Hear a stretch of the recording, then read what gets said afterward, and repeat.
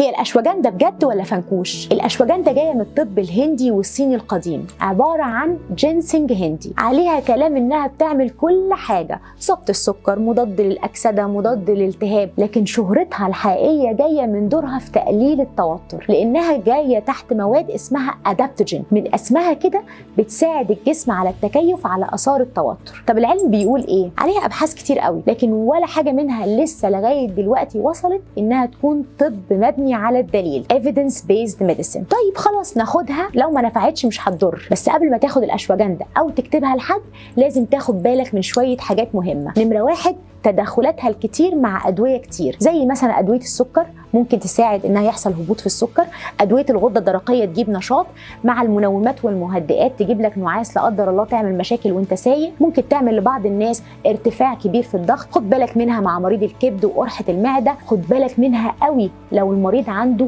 امراض مناعيه، وطبعا كده كده لا حمل ولا رضاعه. واخيرا اوعى تاخدها او تكتبها اكتر من 3 شهور. بره المحظورات دي مفيش مشكله نجرب الاشواجندا، يمكن نهدى شويه. دي حدوته الاشواجندا.